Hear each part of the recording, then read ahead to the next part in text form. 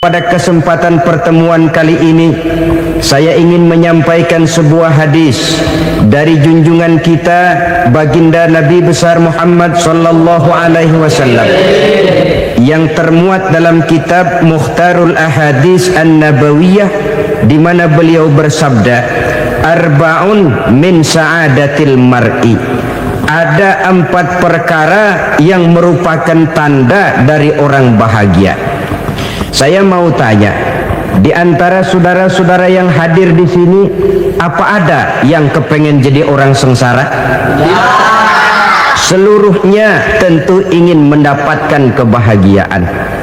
Maka menurut resep dari Nabi kita, tanda orang bahagia itu 4. Jadi kalau saudara ingin bahagia, harus mempunyai 4 perkara ini. Yang pertama, orang bahagia itu kata Nabi, darun wasi'un, punya rumah biar bagus asal gede, enak ngaturnya, daripada sudah punya rumah kecil adanya di pinggir kali, gubuk, kalau hujan bocor, miring lagi, kiamat.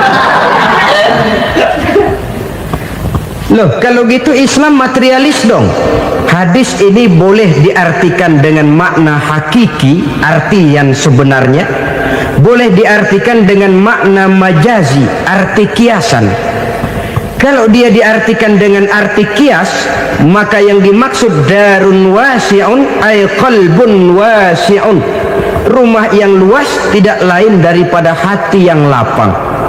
Karena di situ kunci kebahagiaan yang sebenarnya. Walaupun kita cuma tinggal di petak berukuran 2 kali 3 meter, kalau hati kita luas-luas rasanya rumah itu. Tapi biar rumah kita halamannya saja puluhan ribu hektar, ada kolam renangnya, kamar tidurnya tidak lagi terhitung, kalau hati yang menempati rumah itu sempit, maka akan terasa sempit jugalah rumah itu. Tempat bergantungnya tidak lain adalah hati. Marilah kita mencoba melihat berbagai pandangan orang tentang bahagia ini. Ada orang menyangka bahwa bahagia itu kalau dia mendapatkan harta yang sebanyak-banyaknya. Siapa yang banyak harta, dialah raja. Apa yang dia mau seluruhnya bisa dibeli. Keamanannya dia bisa menyewa petugas. Seluruh fasilitas untuk menyenangkan kehidupannya bisa dibeli. Pendeknya, hartalah segala-galanya dalam kehidupan. Sampai ada pepatah mengatakan, innad darahima fil amakini kulliha taksur rijala mahabatan wa jalala. Sesungguhnya harta, dinar, dirham, uang di mana-mana selalu bikin hebat orang yang memilikinya. Coba lihat, orang yang punya duit sama yang enggak punya duit, jangan gaya hidupnya, gaya jalannya aja lain. Wahia lisanun liman arada fasahatan, wahia silahun liman arada qitala. Uang adalah senjata yang paling ampuh bagi orang yang mau pergi perang, dan lidah yang paling fasih bagi orang yang mau bicara. Kalau bicara dengan lidah macet, cobalah bicara dengan harta, lancar. Sampai ada pepatah demikian, segalanya bisa diatur dengan harta. Maka di kalangan orang yang berpandangan semacam itu, seluruh kegiatan hidupnya hanya terfokus kepada bagaimana mengumpulkan harta yang sebanyak-banyaknya.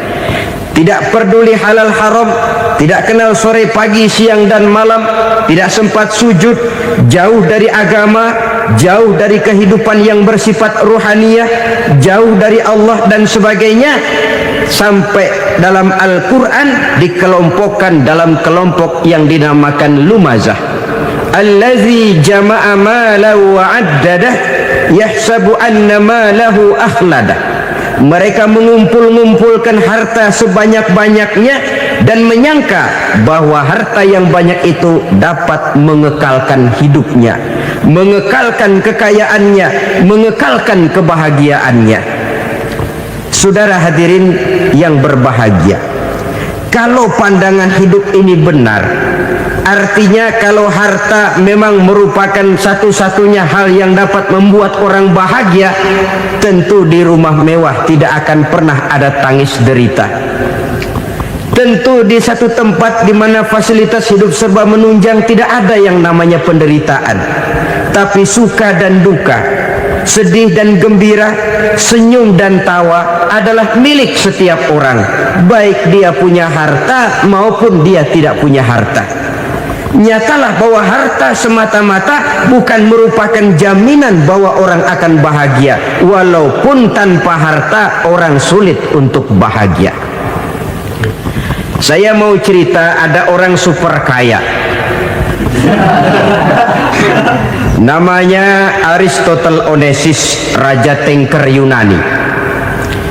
Dia punya kapal tanker saja konon sampai 11 banyaknya. Punya perusahaan penerbangan yang disebut Olympic Airlines. Punya hotel di berbagai kota besar di dunia ini, sejak dari New York, London, Paris, Rome dan sebagainya. Bahkan punya pulau yang dia namakan Pulau Scorpio. Ini kan namanya sudah kaya nggak tanggung-tanggung, punya pulau. Nah, dia punya 2 orang anak, yang satu laki-laki namanya Alexander, yang satu perempuan namanya Maria Onesimus.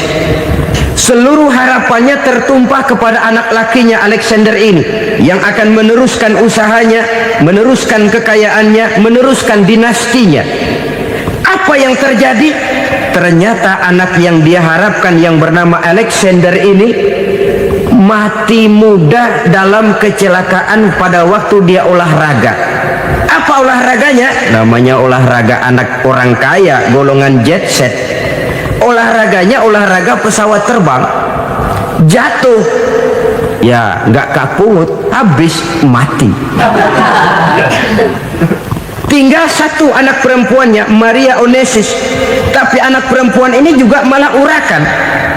Terakhir dia pacaran, bahkan kemudian kawin sama orang Rusia.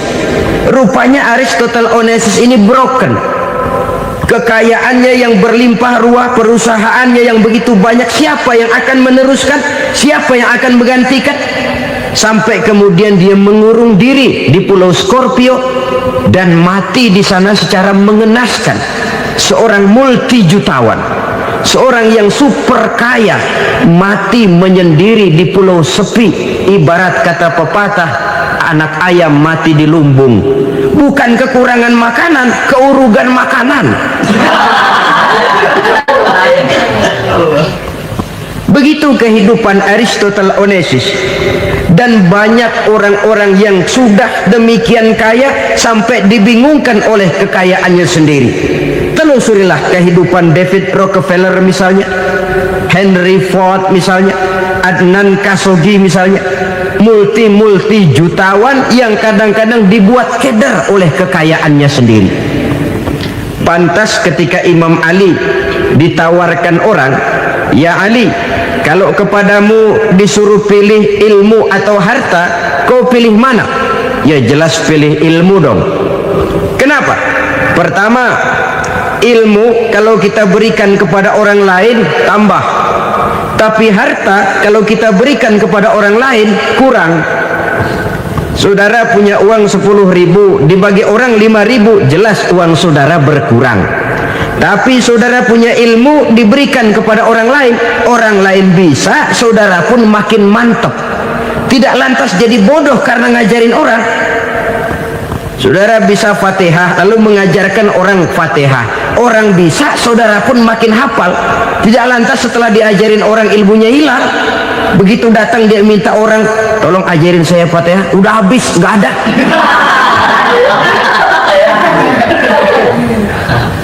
Yang kedua kata Imam Ali, ilmu menjaga kita. Kalau harta kita yang harus jaga. Makin banyak ilmu makin terpelihara diri seharusnya. Tetapi makin banyak harta makin bingung kita jaganya. Sampai kadang-kadang kalau perlu seluruh keliling rumah dipasangi alarm. Belum cukup disewakan anjing besar-besar, pasang di depan pintu, awas anjing galak. Masih belum cukup juga cari centeng tukang-tukang kepruk jaga rumah. Masih terasa belum aman, padahal rumahnya dikelilingi tembok besar. Di balik tembok ada pintu-pintunya tebal. Di balik pintu itu terbuka masuk kamar, kamar pun ada pintunya, pintunya pun kuat. Masuk ke dalam kamar ada lemari, lemarinya pun pintunya kuat, dikunci, kuncinya pun kuat. Tapi terhadap seluruhnya yang timbul cuma sekedar was-was saja. Kesimpulannya sekali lagi, tanpa harta orang memang sulit untuk bahagia. Tapi harta semata-mata tidak merupakan jaminan orang akan bahagia. Dengan hati yang luas, itu modal utama untuk mencapai kebahagiaan hidup. Orang yang hatinya luas, saudara-saudara, punya hati yang lapang, melihat kenyataan hidup ini, dia bersyukur senantiasa kepada Allah. Lantas tidak timbul hasud dan iri hatinya. Oleh karena itu jiwanya selalu lapang. Kalau tidak, cupik hati namanya, dangkal pandangan, tidak senang melihat orang lain dapat nikmat, dan itu sering dijadikan contoh. Kalau orang yang lapang dada, dia lihat tetangganya beli TV baru, dia berkata, alhamdulillah ya, tetangga kita beli TV, mudah-mudahan kita bisa ikut nonton. Lapang dadanya. Tapi orang yang sempit hati, lihat tetangga beli televisi, meriang. Enggak diapa-apain, meriang. Besoknya dengar tetangga beli motor, makin sakit, ke rumah sakit. Lalu di rumah sakit dengar tetangganya beli mobil, mati. Disiksa oleh perasaannya sendiri. Orang kalau hati sudah sempit dalam hidup, kemanapun dia pergi, sempit rasanya medan kehidupannya. Kemudian kita melihat juga ada orang yang menilai bahwa bahagia itu katanya kalau punya kedudukan yang tinggi, pangkat yang agung, wibawa yang besar. Mungkin betul, tapi mungkin juga tidak. Bergantung kepada hati orang yang punya pangkat itu. Sama dengan harta tadi. Harta akan membawa bahagia kalau dia jatuh ke tangan orang yang berhati lapang. Tapi harta akan jadi bencana kalau jatuh ke tangan hati orang yang sempit. Pangkat akan membawa bahaya kalau jatuh di tangan hati orang yang sempit. Lebih dari itu, kenyataan mengajarkan kepada kita bahwa ternyata pangkat dan jabatan tidak selamanya memberikan kebahagiaan dalam kehidupan. Bahkan resikonya kelewat besar. Beberapa bukti kita bisa ambil dari para pemimpin dunia yang menjadi korban lantaran pangkat dan jabatan yang disandangnya. Saudara ingat Presiden Abraham Lincoln dan John Kennedy dari Amerika? Dibunuh orang. Pak Chung Hee dari Korea Selatan, Ziaur Rahman dari Bangladesh, Anwar Sadat dari Mesir, terakhir Indira Gandhi dari India, menjadi korban dari pangkat dan jabatan yang disandangnya dari orang-orang yang tidak senang dia memegang jabatan itu.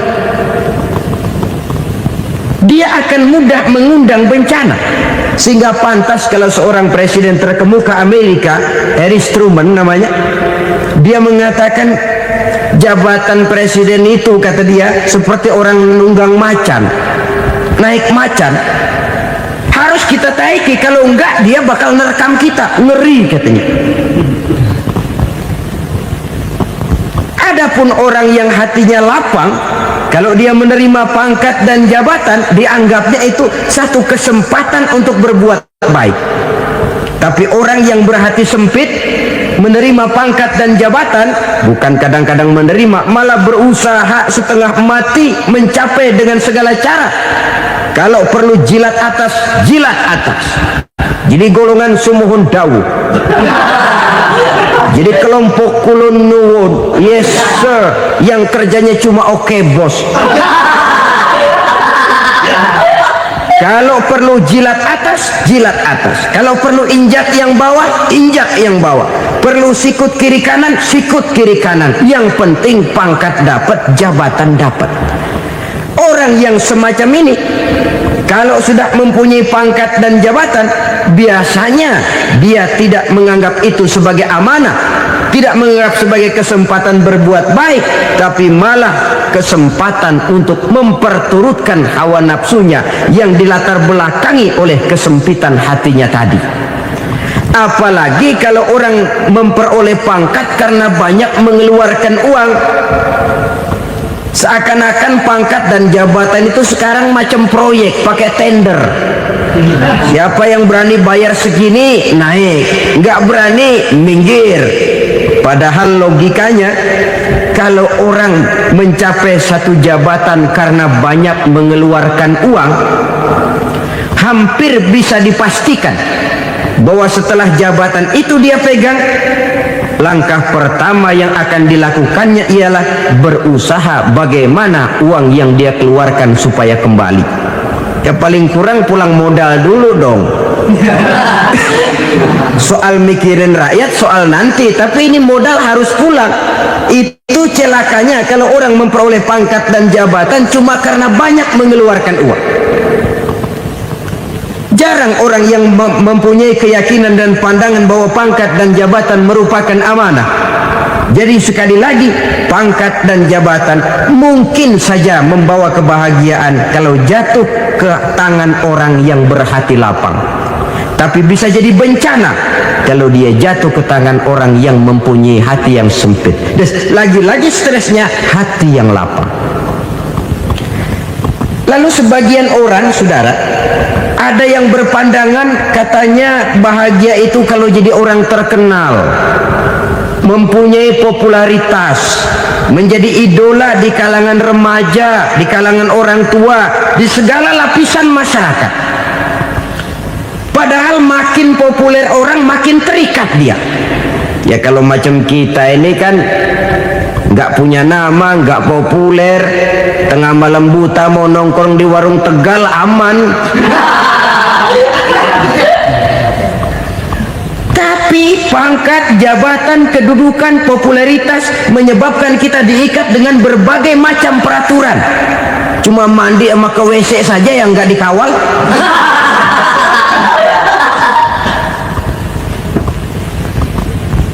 Benarkah popularitas, ketenaran membawa kebahagiaan? Mungkin ya, tapi mungkin juga tidak. Kenapa? Banyak orang-orang populer yang mengakhiri hidupnya secara tragis. Kita ambil beberapa nama. Di Amerika tahun 60-an ada bintang seksi paling terkenal yang dijuluki seks bom, bom seks. Sampai sekarang jadi legenda, namanya Marilyn Monroe. Singkatan dobelnya itu inisialnya MM, Marilyn Monroe. Terkenal top sampai dia mati tahun 62, namanya sekarang masih saja dibicarakan orang.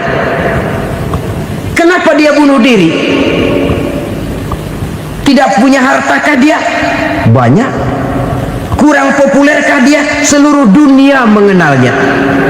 Sejak rakyat kecil sampai pejabat tinggi dia punya hubungan. Kenapa? Jenuh. Dia terlahir dalam keadaan yatim. Setelah itu tidak lama dia berangkat remaja, ibunya meninggal, pindah dari wanita asuh ke wanita asuh sampai 12 orang ibu angkatnya. Dan kekecewaan yang paling parah, setiap laki-laki yang dekat dengannya hanya seperti kapal berlabuh, datang dan pergi silih berganti. Padahal dia merindukan seseorang yang bisa melindungi hidupnya. Dia rindukan itu dan dia tidak pernah menemukan. Itu yang akhirnya menyebabkan dia minum pil tidur kelewat dosis, minum obat tidur kebanyakan, ya tidur terus sampai sekarang.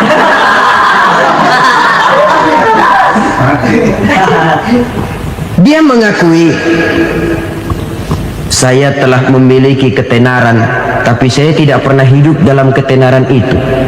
Saya pandai main sandiwara, tapi saya ingin hidup dalam alam yang real sebagaimana umumnya orang. Itu yang dia rindukan. Menyusul jejak yang namanya Marilyn Monroe ini, Billie Holiday, saudara kenal tentu, di rumah sakit dirawat. Dia juga minum obat overdosis, mati lagi. Jimi Hendrix minum obat tidur overdosis kelewat batas, mati lagi. Lalu yang menghanyutkan diri di danau, Janis Joplin dan Brian Jones. Ini orang-orang populer, orang-orang terkemuka yang mengakhiri hidup secara tragis, bukan karena tidak terkenal, mungkin karena sudah saking terkenalnya. Contoh paling belakangan, Bruce Lee. Wah, ini tukang-tukang keprok tentu kenal siapa dia. Sampai sekarang pun tabir kematiannya masih merupakan misteri. Dan yang masih hidup juga menunjukkan gejala yang aneh. Michael Jackson, rumahnya di Beverly Hills itu dijaga sedemikian rupa, dan dia selalu curiga kepada setiap makanan harus steril, bersih dari segala macam kimia. Kemana dia pergi, itu tukang-tukang keprok sudah selalu menjaga dan mengawal, dan dia seakan takut menunjukkan mukanya yang asli. Hingga kalau tampil ke tengah di luar show, dia kadang memakai pakaian yang tidak menunjukkan dia yang sebenarnya, takut dikenali orang. Ternyata popularitas sering jadi momok yang meracuni kehidupan manusia. Oleh karena itu, benarlah junjungan kita pada saat beliau mengajarkan orang akan bahagia kalau dia mempunyai hati yang lapang. Nah, sekarang masalahnya untuk mendapatkan hati yang lapang, caranya bagaimana? Kita kembali kepada konsep Quran. Allah mengajarkan, ala inna bi dzikrillahi tatmainnul qulub. Ketahuilah bahwa dengan banyak mengingat Allah, hati akan tenang, jiwa akan lapang. Dengan kata lain, dekat dengan agama, merasakan kehadiran Allah dekat dalam hidup, itu muara pertama untuk mencapai hati yang lapang. Ala inna bi dzikrillahi tatmainnul qulub. Jangan macam orang sekarang ingin mendapatkan ketenangan lalu tapak di puncak gunung, di gua-gua, di tempat sepi. Iyalah kalau nggak ada ular. Kalau tergigit ular berbisa, ketenangan belum, mati jelas itu. Islam positif untuk mendapatkan ketenangan. Ala inna bi dzikrillahi tatmainnul qulubi. Bahwa ketahuilah bahwa dengan banyak mengingat Allah, hati akan tenang, jiwa akan lapang, nuansa pikiran akan luas. Karena yang namanya bahagia ada dimanapun manusia berada. Di kampung ada bahagia, di kota ada bahagia, di ngarai, di lembah, di gunung, di hutan, di lautan, di angkasa luar, dimanapun bahagia itu ada kalau kita bermodalkan hati yang lapang ini. Dan hati akan lapang kalau kita dekat dengan agama. Dekat dengan harta buat sementara hati mungkin tenang, tapi ketenangan yang relatif dan temporer. Apalagi orang tiap kali tambah harta, tiap kali tambah rencana, itu wajar. Mungkin sebelumnya saudara berpikir, kalau punya duit 5.000 enak nih. Begitu punya duit 5.000, aduh sayang kalau 10.000 aja. Tiap kali tambah harta, tiap kali lain rencana. Makin banyak rencana, makin menjauhkan kita dari yang namanya ketenangan. Padahal ketenangan merupakan unsur utama untuk mencapai bahagia. Dan ketenangan itu bermuara dalam hati manusia. Tengoklah kehidupan ini. Orang yang banyak harta dengan orang miskin, berbedakah rasa sakit yang mereka tanggungkan? Rasanya tidak. Walaupun si kaya tidur di kasur empuk berselimutkan sutra mahal, sementara si miskin meringkuk di balai bambu yang keras dan kasar. Apabila maut datang, dia juga tidak pernah pilih bulu. Maut datang menjemput si kaya di singgasana keemasannya, dikelilingi oleh para pengasuh, dayang dan idang serta para pengawal. Dan maut pun datang menjemput si miskin papa, sehingga ia tergelepar di tepian jalan. Kedua-duanya bernama mati. Kalau nyata bahwa sakit yang ditanggung si kaya tidak beda dengan sakit yang ditanggung si miskin, bukan harta semata yang membuat orang bahagia. Hati yang tenang, jiwa yang lapang penuh kedamaian karena banyak berzikir dan mengingat Allah, itu merupakan modal utama untuk mencapai sesuatu yang bernama bahagia.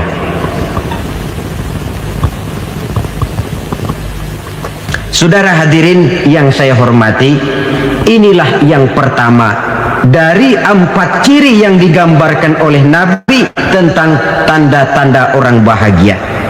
Dan harus berangkat dari yang pertama ini, hati yang lapang. Ini yang harus kita miliki lebih dahulu, baru nanti akan menyusul kepada poin yang ketiga, kedua, dan selanjutnya. Sebab kalau hati sudah terisi dengan jiwa yang lapang, seluruh persoalan insya Allah akan bisa kita atasi dengan sebagaimana mestinya. Yang kedua sekarang, tanda orang bahagia menurut baginda Nabi, markabun syariah. Orang bahagia itu, kata beliau, punya kendaraan biar cepat asal lancar. Artinya kemana dia mau pergi mudah. Apa maksud hadis ini? Kalau kita kaji lebih dalam, kendaraan itu kan alat transportasi. Transportasi tidak lain adalah usaha memudahkan komunikasi. Pindah dari situ kepada teori bahwa manusia adalah zon political, makhluk bermasyarakat yang tidak bisa memenuhi kebutuhan hidupnya secara sendirian.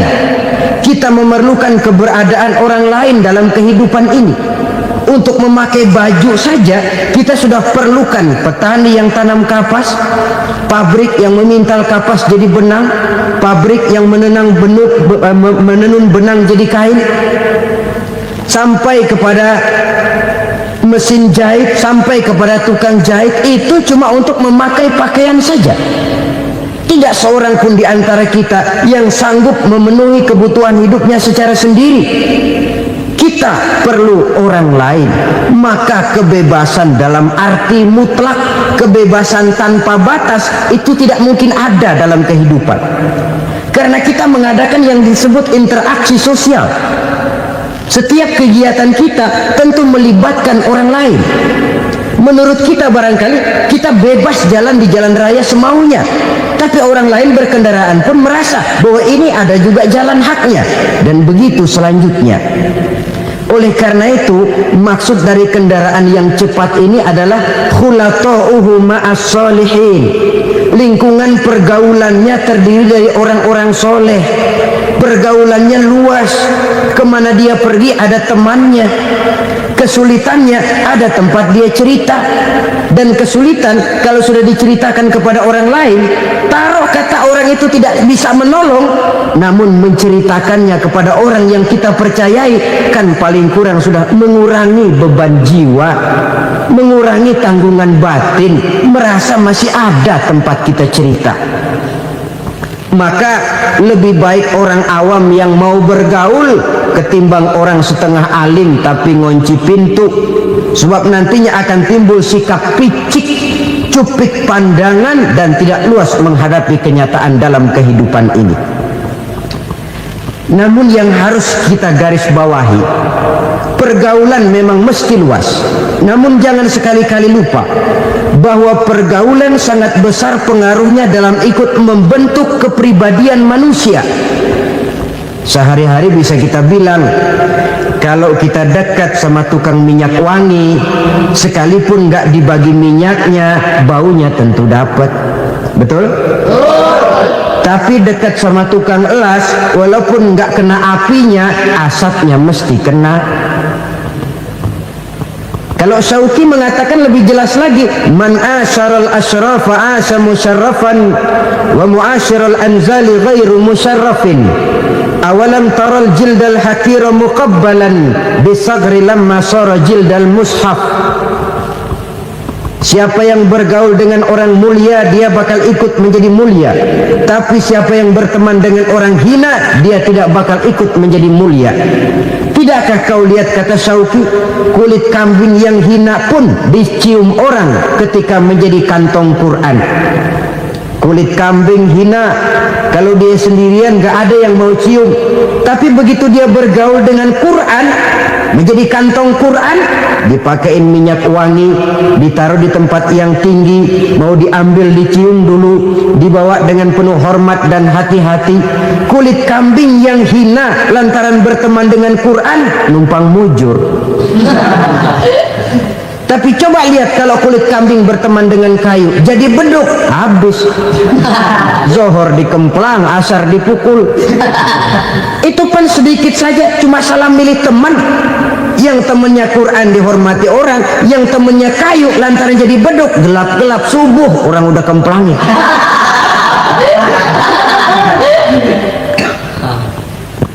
Maka terutama kepada adik-adik remaja yang masih mencari identitas diri, yang ibarat kaset masih kaset kosong, mudah diisi oleh apapun, pandai-pandailah memilih teman dalam bergaul. Karena banyak orang yang tadinya baik-baik, ketika terseret dalam pergaulan dengan orang yang tidak baik, kebaikannya menjadi lentur dan luntur. Tapi berapa banyak bajingan-bajingan tengik, orang-orang yang berlumur noda dan dosa, tiap hari melakukan maksiat, namun bergaul dengan orang yang baik-baik, pada akhirnya sedikit demi sedikit beringsut dan berangsur dia terbiasa mengikuti kebaikan-kebaikan. Saya tekankan ini kepada remaja karena mereka masih mencari identitas diri. Apa yang mereka lihat mereka mau, apa yang mereka dengar mereka ingin tahu. Coba lihat kehidupan remaja. Pulang nonton film Rambo, pengen jadi Rambo, gagah, maunya belekai melulu. Pulang nonton film Superman, pengen bisa terbang. Pulang nonton India, nyanyi melulu. Wajar, mereka masih mencari identitas diri. Saya ini sebenarnya siapa? Lingkungan, pergaulan akan membentuk itu. Karena itu pandai-pandailah bergaul, karena ia sangat besar pengaruhnya dalam ikut membentuk kepribadian manusia. Apalagi sifat yang jelek lebih cepat menularnya ketimbang sifat yang baik.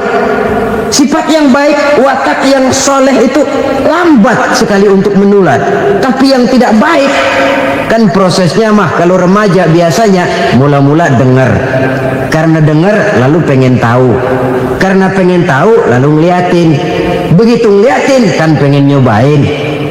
Setelah nyobain ketagihan. Nah, ini prosesnya. Yang namanya ganja, morfin, narkotik awalnya kan begitu. Mula-mula dengar katanya kalau sudah fly to the sky, sudah melayang ke langit katanya, disitulah puncak kebahagiaan. Mulanya cuma dengar. Karena dengar pengen tahu. Karena pengen tahu lalu ngeliat, kumpul sama orang yang suka ngeganja. Setelah ngeliat, nah pengen ngerasain. Begitu ngerasain enak juga, ketagihan. Kalau sudah ketagihan jadi penyakit kronis, bisa merembet kepada yang lain. Iya, kalau orang tuanya mampu untuk beli morfin, beli ganja. Kalau tidak kan pikirannya ngayap, jemuran siapa ya gue sahabat. Timbullah perbuatan-perbuatan negatif yang bermula dari salah pergaulan. Apalagi buat adik-adik remaja yang tinggal di kota-kota besar, yang pengaruh budaya, pengaruh kesenian, pengaruh struktur kehidupan yang nampak makin individualistis, di mana persaingan tajam, tensi ekonomi tinggi, orang mudah mengalami stres. Pandai-pandailah dalam bergaul, sekali lagi, karena ia sangat besar pengaruhnya dalam ikut membentuk kepribadian manusia.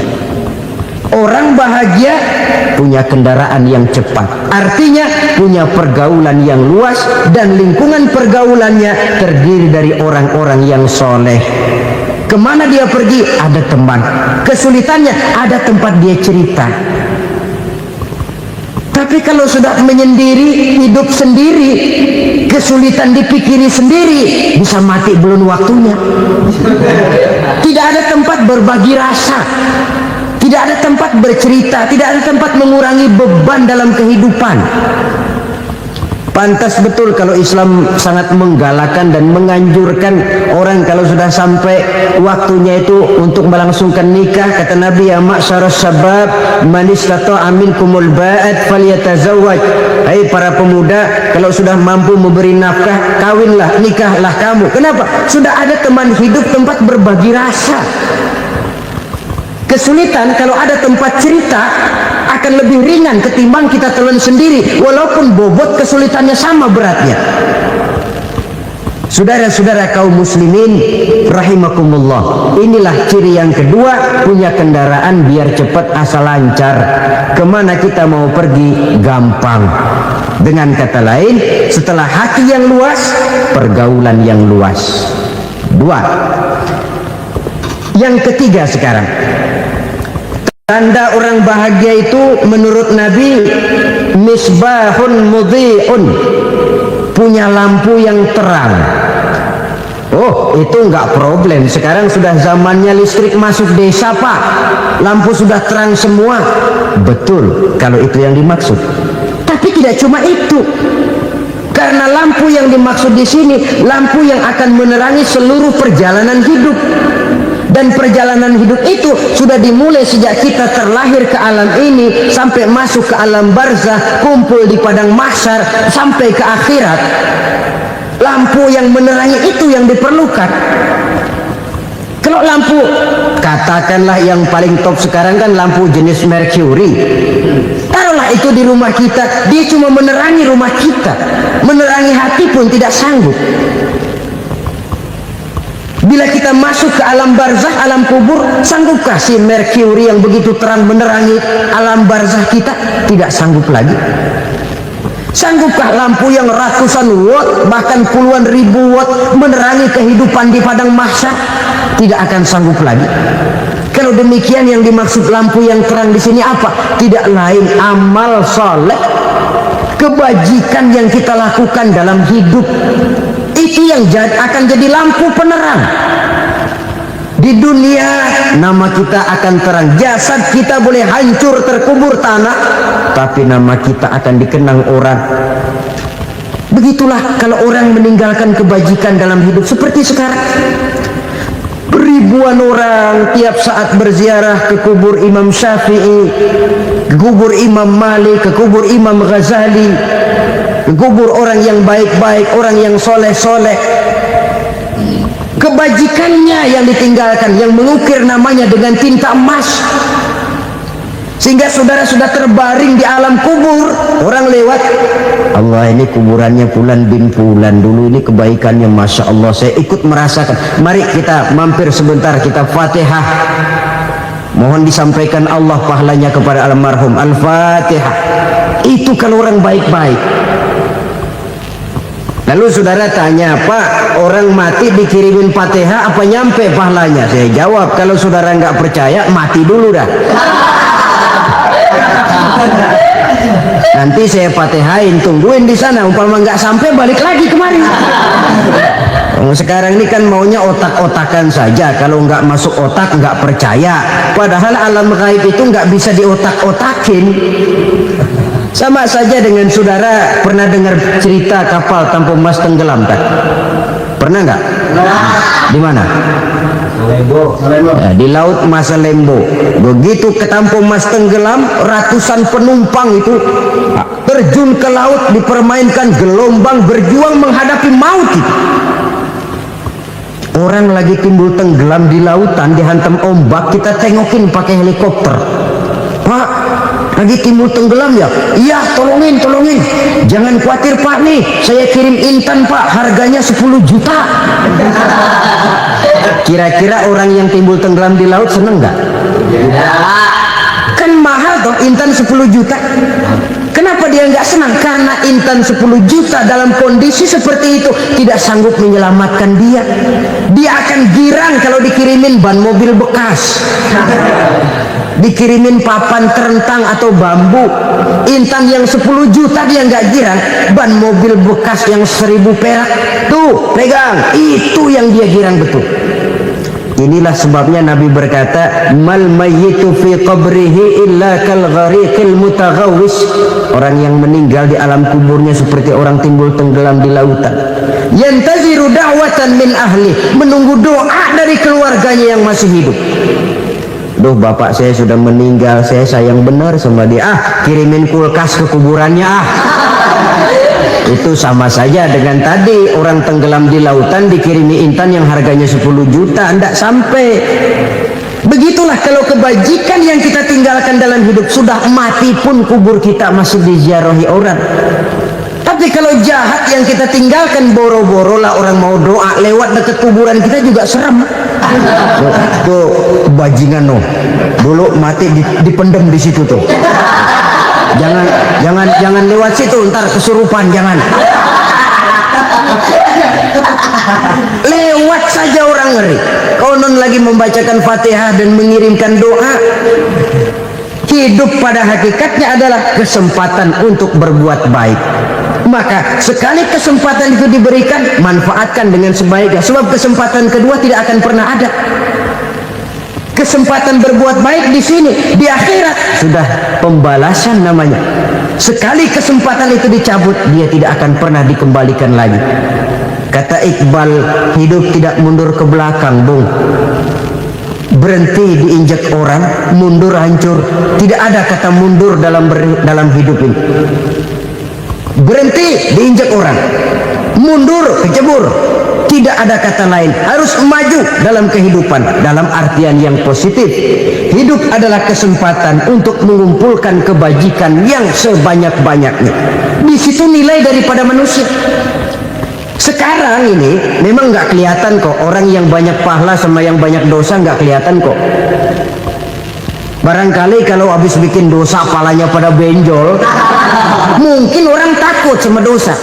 Tapi sekarang sama saja, orang yang banyak dosa dengan yang nggak banyak dosa jalan bareng dari belakang, sama, nggak kelihatan beda. Tapi ada waktunya di mana pahala memegang peranan, di mana dosa diperlihatkan. Sama saja kalau kita bawa mobil siang, lampu kan nggak begitu berfungsi. Apa lalu bilang, alah ini lampu berat-beratin, copot-copotin aja dah. Tidak perlu begitu. Kenapa? Pada suatu saat malam senja akan datang. Bila matahari terbenam, senja pun datang, gelap mulai merayap, disitulah baru terasa perlunya lampu. Pahala begitu. Sekarang orang yang nggak ada pahalanya nggak kelihatan dalam kehidupan. Tapi pada suatu saat senja kehidupan akan datang. Ajal merenggut nyawa, malam merayap, dan hidup mulai diliputi kegelapan di alam barzah. Dikala itu kalau nggak punya lampu, alangkah malangnya kita. Sebab amal yang baik, kata Nabi, di alam barzah itu akan diciptakan menjadi perempuan yang cantik menemani kita. Amal yang jahat akan menjadi orang yang paling jelek nemenin kita. Sudah di tempat gelap yang nemenin jelek.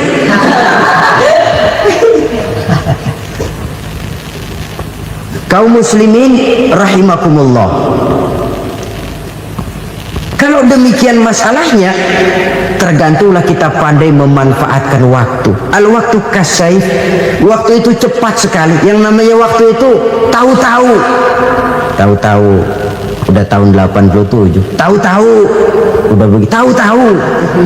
Yang kemarin anak-anak, sekarang bapak udah punya anak. Tahu-tahu saja itu. Begitu cepat waktu berlalu. Kalau tidaklah pandai kita memanfaatkannya, akan rugi kita. Nabi bersabda, man kana yaumuhu khairun min amsihi fahuwa rabih. Barang siapa yang hari ini lebih baik daripada hari kemarin, itu orang untung. Hari ini lebih baik daripada kemarin. Bulan ini lebih baik dari bulan kemarin. Tahun ini lebih baik dari tahun kemarin. Itu orang yang beruntung.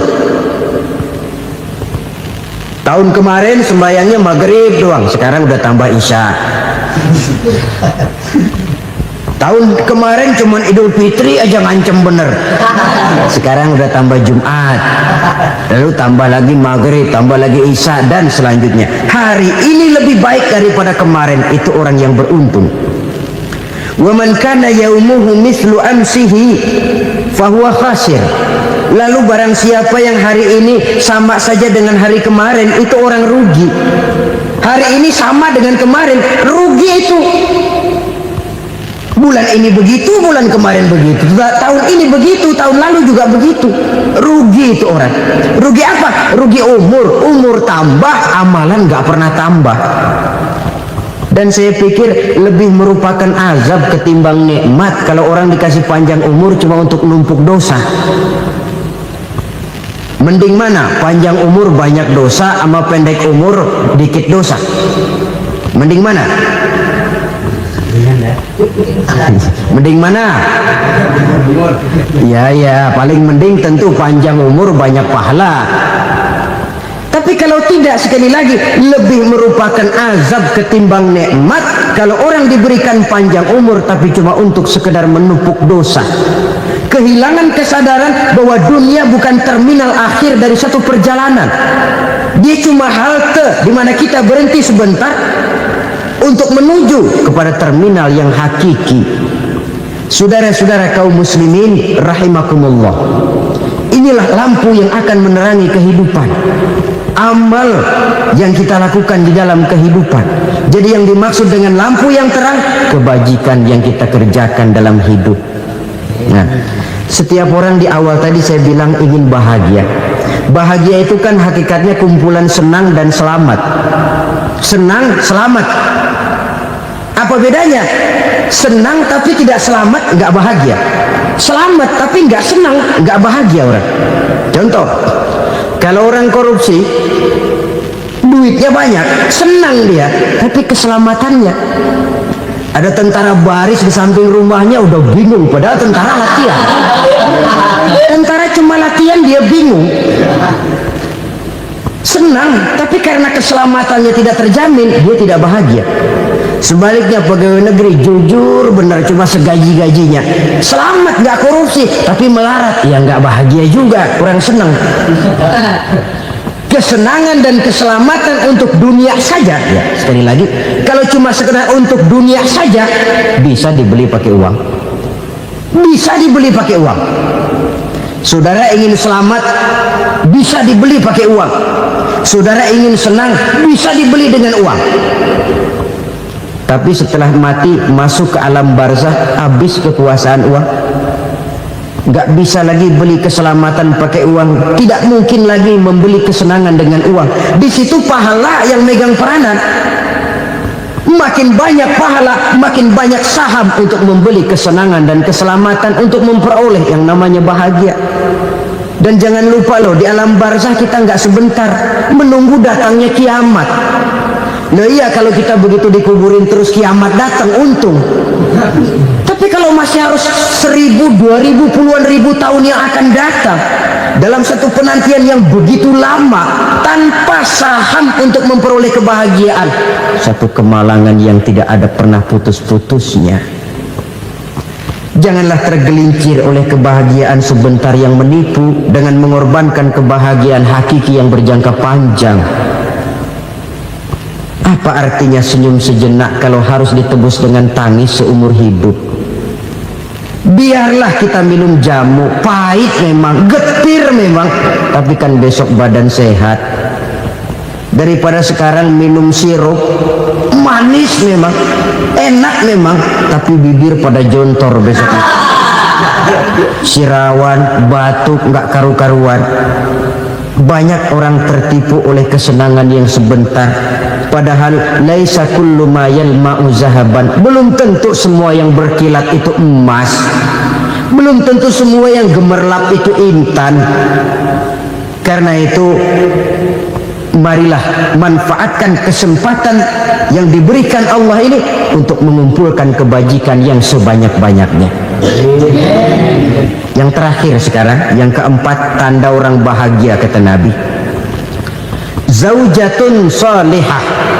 Orang bahagia itu tanda yang keempat kata Nabi, punya istri biar cakep asal taat. Udah surga itu gitu. Cakep taat. Istri kayak gitu, kalau belum mati jangan dikuburin dulu.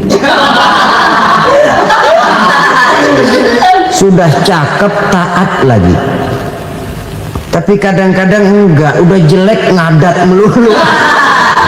Apa yang mau dipilih? Sebab itu Quran mengatakan istri pakaian untuk suami, suami pakaian untuk istri. Kenapa suami istri diibaratkan pakaian? Alangkah tingginya gaya bahasa Quran ini. Suami istri teman hidup, hidup perjalanan panjang. Sejak kita dalam rahim sudah ada hidup kan di sini. Sampai ke alam dunia, masuk ke alam barzah, kumpul di padang mahsyar, sampai menuju akhirat, itu perjalanan hidup. Carilah istri atau suami teman hidup yang membawa manfaat tidak hanya kehidupan di dunia ini, sampai di alam barzah, sampai di padang mahsyar.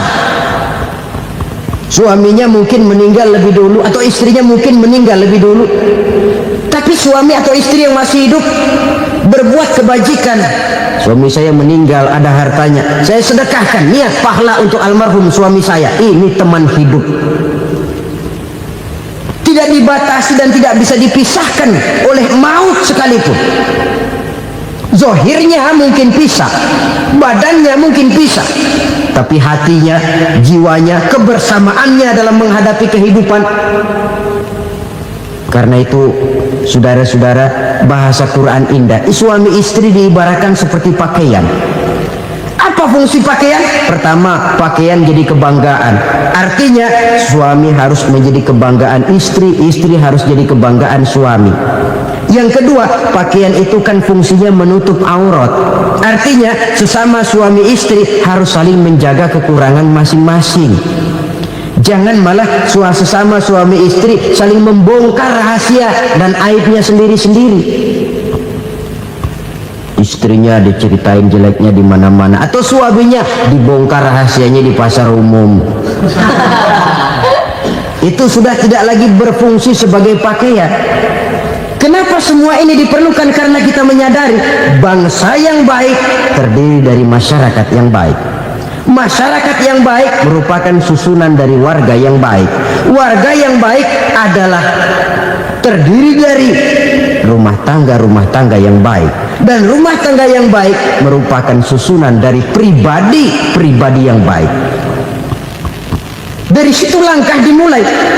Membangun satu bangsa yang baik diawali dengan membangun rumah tangga yang baik, dengan menciptakan pribadi-pribadi yang baik. Sehingga dari sini diharapkan berkembanglah nilai-nilai kebaikan. Orang akan bahagia mempunyai istri yang soleh.